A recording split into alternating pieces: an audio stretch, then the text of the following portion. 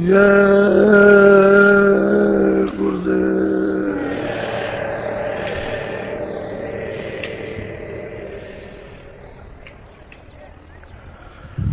देखो, शंका में कभी मत पड़ो। जय गुरुदेव नाम किसी आदमी का नहीं है, मेरा भी नाम नहीं है, आपका। शंका में नहीं पड़ना चाहिए। पहले लोग कहते थे कि भाई बाबा जी का नाम, मेरा तो नाम नहीं, मैं भी तो जय गुरुदेव बोल रहा हूं। तो ये शंका स्थान है, शंका नहीं करनी चाहिए। शंका से बड़े नुकसान होते हैं, और शंका से प्रेम, मोहब्बत, व्यवहार, बोलचाल, ये सब टूट जाता है।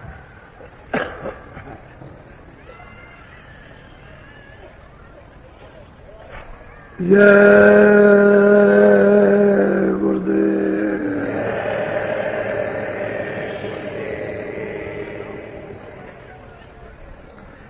जब आप किसी का नाम लेते हो तो जो नाम रखा गया वो लोग तो मुंडा नाम, उसमें कोई नाम में रस नहीं। लेकिन जब श्री लगा दो और जी लगा दो तो रस आता है, उसमें सब्र और प्यार और मुलायमता और आदर उसमें टपकता है। और सीधा खड़ा कर दो तो कड़ू लगता है, कड़ू, वो किसी को भी अच्छा नहीं लगता। तो मालिक का आदर सूचक शब्द होना चाहिए। ये ठीक है कि जहाँ पर गुरु के बारे में कहा गया वो तो गुरु मुख है ही, लेकिन आदर सूचक शब्द उसका महात्माओं ने सदा ध्यान रखा। आदर सूचक शब्द होना चाहिए, जो जिह्वा से बोला जाए उसमें आदर। वैसे वो गुरु है, वैसे गुरु है। जब ध्यान करोगे और दृष्टि में आएगा तो गुरु ही है। फिर वहाँ आदर सूचक शब्द नहीं, लेकिन वर्णात्मक, उसमें आदर सूचक शब्द होना चाहिए। जय गुरुदेव।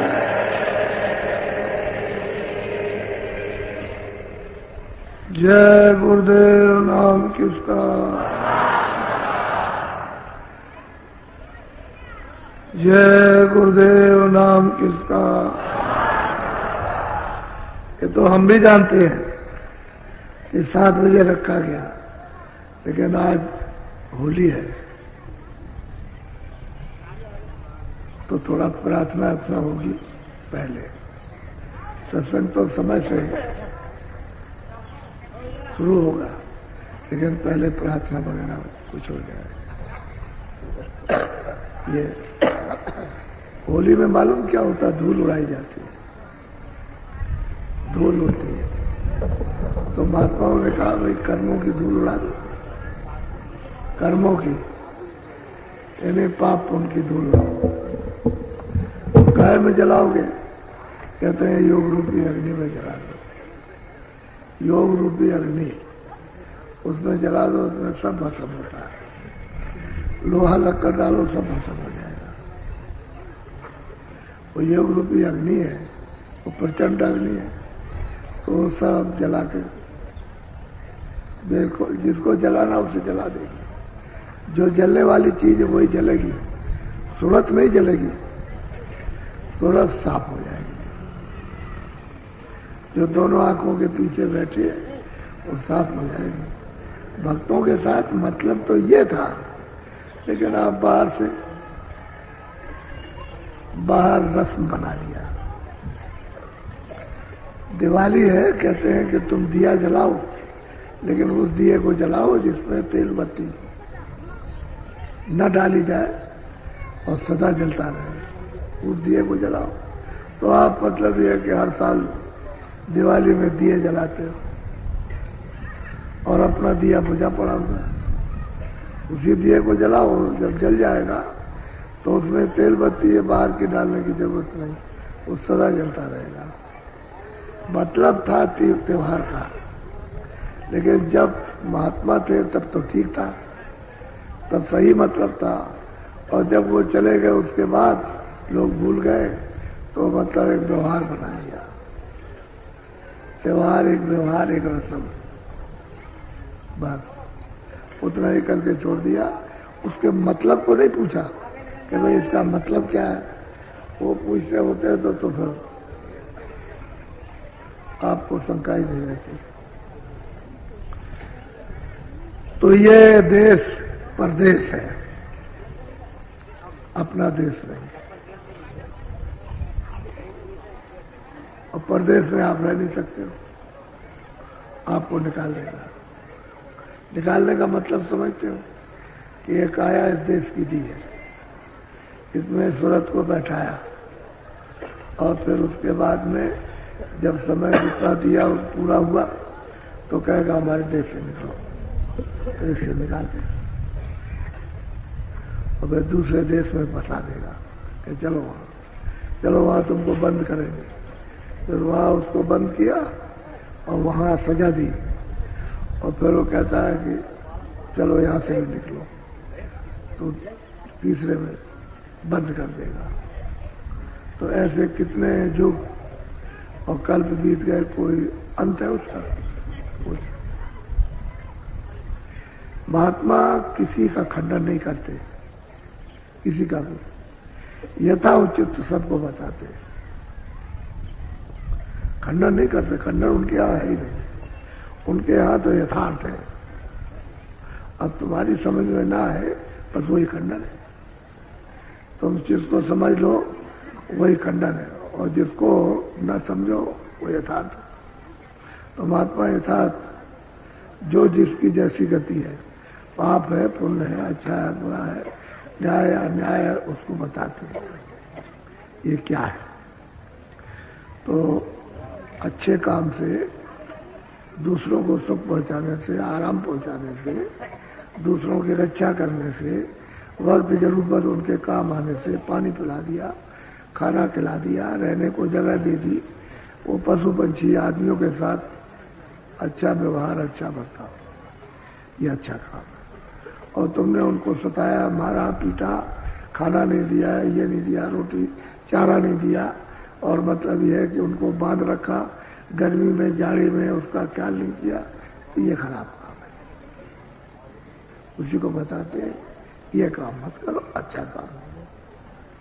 तो अच्छे काम से तुमको सुख मिलेगा, आराम मिलेगा, निरोगता मिलेगी, निरोग नहीं होगा।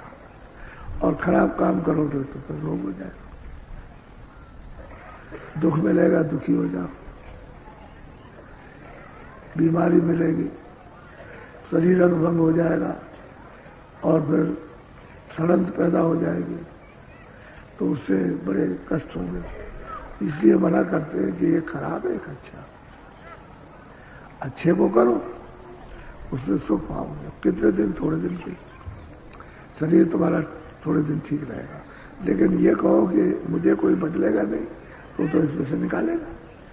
अब वो जो अच्छा काम है उसका आपको फल आगे मिल जाएगा, उसकी प्रारब्ध बन जाएगी, क्योंकि जब इसमें से निकालेगा तो तुरंत प्रारब्ध बनाता है कि तुमने जो जो किया है, लो मैं तुमको ये शरीर देता हूँ, उसका ये भोग है।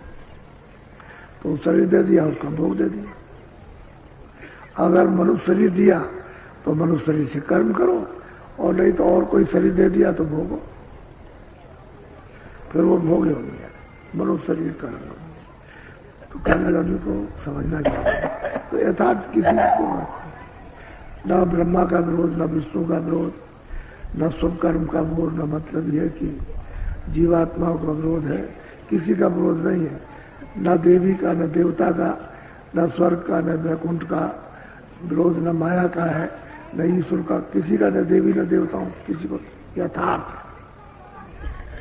जब तुम्हारी समझ में नहीं आएगा वही ब्रह्म है, और समझ में आ जाए वही सत्य है। बस ये महात्मा कभी किसी जो चीज जिसकी है वही वर्णन करेंगे।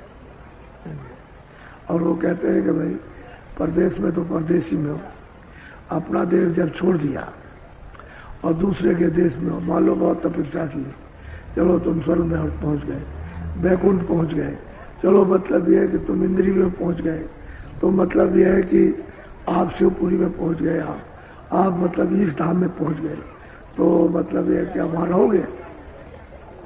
वो भी तो परदेश है। यह है कि स्थान थोड़े दिन का है, वो स्थान थोड़ा ज्यादा है, लेकिन फिर जब वहाँ वो भोग आपका तपस्या आपकी पूरी हो गई फिर जाओ। तो कहते हैं कि भाई उससे परे तो नहीं हुए, वो जन्म मरण तो फिर भी उसी दायरे में रहे कि वो आवाज थोड़ी सी ज्यादा तब तक रुके हुए हो, जब जो भोग लिया आपने तो फिर आ गए यहाँ कर्म करने के लिए। ये शरीर ये बैठा है, वहाँ कर्म नहीं बनेगा, वहाँ जो कुछ आपने जमा किया भोग लो, और फिर आपको राजा बना दिया, धनीवानी बना दिया आपको, तो फिर वो भोग भोगोगे इंद्रियों के, आप बुराई में फंस जाओगे तो फिर सीधे नरकों में ले जाएगा। तो कहते हैं कि भाई काल जाल से कर्मों से तो परे हुए नहीं। अब वो कर्म कोई यहाँ तो जमा नहीं होते। 3 प्रकार के कर्म है, एक तो क्रियामान जो अभी आप करते हो, दूसरा यह है कि प्रारंभ जिससे ये शरीर मिला, फिर आपने जो इससे कर्म किए, और तीसरा है संचित कर्म। ये 3 कर्म है। तो प्रारब्ध का भोग तो आपको मिल गया, वो तो श्वास श्वास पर आपको मिलेगा। अब क्रियामान कर्म अच्छा करना, तो यही आगे चल करके जब इसका हिसाब समाप्त होगा और नया हिसाब बनेगा, तो वहाँ सब मतलब ये है कि आपको फिर प्रारब्ध बन जाएगी उसी क्रियामान कर्मों की, और फिर उसका जब बनेगा तो जो भी शरीर देना उसमें बंद करेंगे, उसका भोग देना। बस ये है प्रारब्ध, ये क्रियामान कर्म जो रोज करते हो वो है, और संचित है कि उसमें से जो अलग अलग करके, और जो जहाँ का है वहाँ अलग, जैसे ऊपर जाने का है, स्वर्ग में जाने का, वैकुंठ में जाने का, तो एक एक कण जमा होता है आपका, वो जमा होता रहेगा, जमा होता रहेगा, जमा कितने युगों तक जमा होगा, तब फिर जा करके वैसा रास्ता मिलेगा, तब आप वहाँ तपस्या से साधन से तब पहुँचोगे, और फिर वहाँ भोग लीजिए। मान लो 500 बरस, 1000 बरस, 2000 बरस, और भोग के फिर आ जाए, फिर कर्म कीजिए आप, तो फिर फंसे रहे तो उसी जाल में, मेहनत भी की, परे नहीं गए। अब जब परे नहीं जाओगे तो फिर तो काल जाल के अंदर, कर्मों के अंदर रहे, कर्मों के अंदर तो कर्म फल पाओगे, इससे बच नहीं सकते। तो महापुरुष जो है किसी का खंडन नहीं करते, वो यथावत जो जहाँ की चीज है उसी को बताते हैं। तो आप लोग समझ नहीं पाते हो, समझ नहीं पाते हो, और यही आपके लिए शंका है। समझ जाओ तो फिर तो ज्ञान हो गया, और बुद्धि का भी ज्ञान करना चाहिए भौतिक, कि संसारी चीजें समझ करके भी थोड़ा बहुत बोध हो, और परमार्थ की जो आत्मज्ञान है वो समझ आए, तो ये शंका मिट जाए, तो फिर अंदर चले जाओ, फिर काम बन जाए। तो शंका ही में तो भागते फिरते हो, तो थोड़ा सा तो ये देश नहीं है। धाम अपने चलो भाई,